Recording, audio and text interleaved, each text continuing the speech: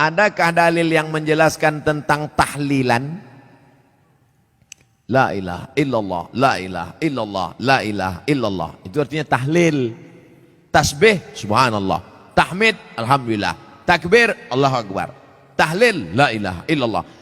Man halala, siapa yang mengucapkan tahlil, summa ahdatsa wabahu ilal mayyit, kemudian tahlil itu dihadiahkannya kepada si mayit, orang mati, yantafi'u bihi, pahalanya sampai dan orang mati itu dapat manfaat. Begitu kata Imam Ibnu Taimiyah dalam kitab Majmu' Fatwa Ibnu Taimiyah. Kenapa Ustaz pilih pendapat Ibnu Taimiyah? Karena yang banyak melarang-melarang nih sekarang anak-anak buahnya Ibnu Taimiyah. Paham? Padahal Imam Ibnu Taimiyah dalam Majmu' Fatawa mengatakan siapa yang mengucapkan tahlil dihadiahkannya pahalanya pada yang meninggal sampai. Kalau dimasakkannya bubur kacang hijau, kenapa Ustaz tiba-tiba ingat bubur kacang hijau? Oke, bubur jagung kalau gitu. Lalu kemudian dihadiahkannya pahalanya untuk almarhum. Sampai apa tak sampai? Sampai. Mana dalilnya? Mana? Kata Sa'ad, ummi matat, makku mati. Afa atasaddaqu anha, kalau aku bersedekah pahalanya sampai tak untuk emakku? Kata Nabi, tasaddaq, sampai. Sedekah engkau, sedekah. Ayu sadaqatu afdal, apa sedekah yang paling afdal? Kata Nabi, saqyul ma', sedekah yang paling afdal mengasih air minum. Kalau air minum saja sampai, apalagi gulai baung. Artinya sedekah sampai, sedekah sampai, tahlil sampai. Apa lagi? Bacaan Quran.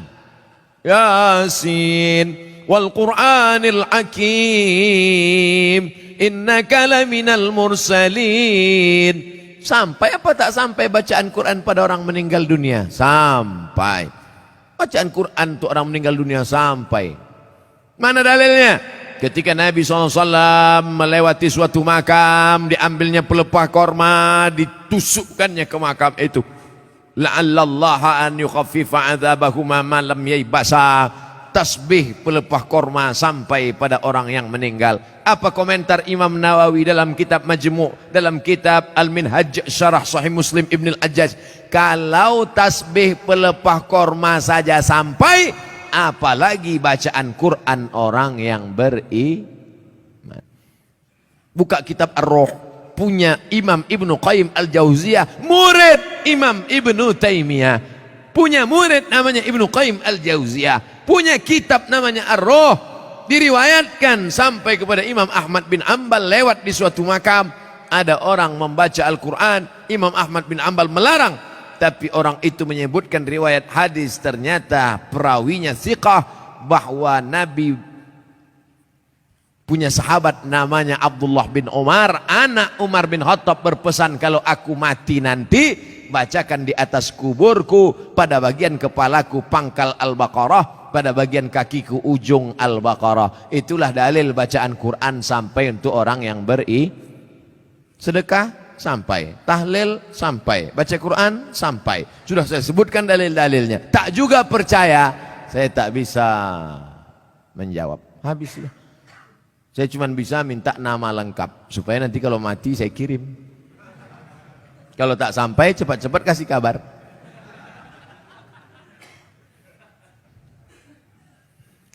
Mengazankan anak baru lahir itu apa dalilnya Pak Ustadz? Nabi mengazankan ke telinga Sayyidina Al-Hasan, anak Fatimah radhiyallahu anha, adzanas shalah, bunyinya seperti azan waktu azan salat.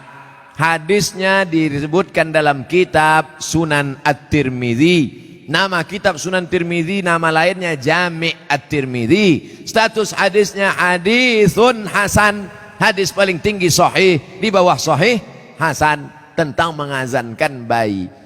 Anak saya mengazankan. Allahu Akbar, Allahu Akbar. Tapi tidak kuat macam itu. Terkejutlah dia. Nah, makanya bapak ibu yang hamil sekarang istrinya nanti bapak azankan. Tapi yang anak sudah lahir tak usah azankan lagi. Ini anak udah semester 2. Balik dari sini, sini sebentar. Allahu Akbar. Apanya ayah ini gitu.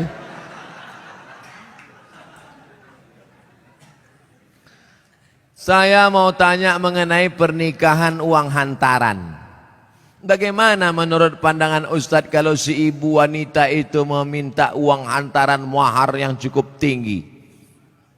Ada tiga kemungkinan ini. Pertama memang mau bertanya masalah hukum.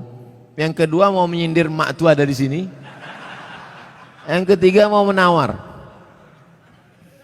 Perempuan yang paling baik aqalluha mahran, yang maharnya paling murah. Wahai ibu-ibu, turunkan harga mahar. Sebetulnya yang menetapkan harga mahar ini wali, ayah. Tapi sekarang banyak ayah yang anggota isti, ikatan suami takut bini. Maka yang berperan sekarang ibu-ibu, matre. Banyak perempuan lebih mau makan di daun daripada makan di pinggan.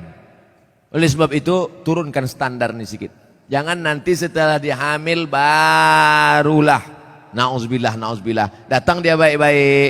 Idza ja'akum man tardawna dinahu. Kalau datang kepadamu orang yang baik akhlaknya, wa khuluquhu baik agamanya, fazawijuhu, nikahkan dia. Illa taf'alu, kalau tak kau lakukan, takun fitnatun fil ardi wa fasadun arid, maka terjadi kerusakan yang amat sangat berat.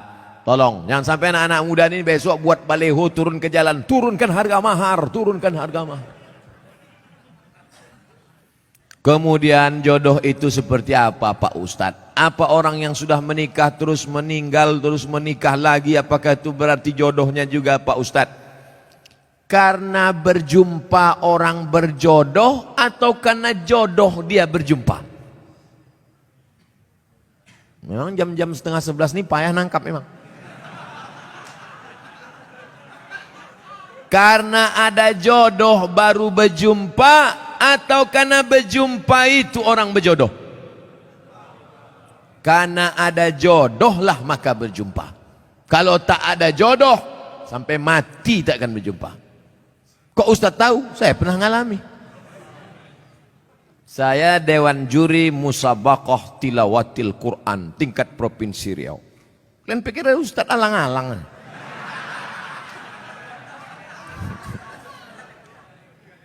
Waktu itu belum nikah. Kata kawan saya, Mat, ku carikan kau perempuan qori'ah hafizoh. Kami Dewan Juri waktu itu. Iyalah, kami pun seminggu kami cari, tak jumpa-jumpa.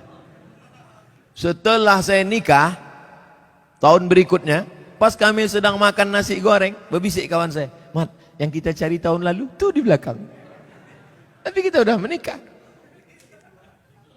Maka kalau tak berjodoh, takkan berjumpa. Karena ada jodoh, itulah maka berjumpa. Oleh sebab itu, jangan nanti yang laki-laki ini banyak salah jawab ini. Papa kok bisa nikah sama mama? Entah salah sambung. Jawabannya mesti kau katakan, aku tak pernah mencari makmu, makmu tak pernah mencari aku, Allah mempertemukan. Ibu itu pun dari dapur, so sweet, kata dia. Karena jodoh lah kalian jumpa. Mengapa Tuan Syekh Abdul Rahman digelar dengan Syekh Silau Laut? Syekh Abdul Rahman lahir di Kampung Rau, sekarang masuk Kabupaten Batubara. Lalu kemudian dia merantaulah ke Kedah, karena orang Batubara dulu biasa naik perahu tongkang kapal laut ke Kedah, bolak-balik, karena orang itu dekat Kedah. Sampai di Kedah belajarlah dia 7 tahun dan ikut lomba silat, menang, bekerja di kerajaan Kedah. Setelah itu melanjutkan pendidikannya ke Tuan Syekh Wan Mustafa Al-Fatani. Fatani sekarang Thailand Selatan, Patani. 7 tahun di Patani. Setelah itu dibawalah oleh Syekh Wan Mustafa Al-Fatani ke Makkah Al-Mukarramah. Belajarlah dia dengan ulama-ulama di Makkah, diantaranya Syekh Hasbullah. belajar fikih kepada Syekh Ahmad Khatib Al-Minkabawi.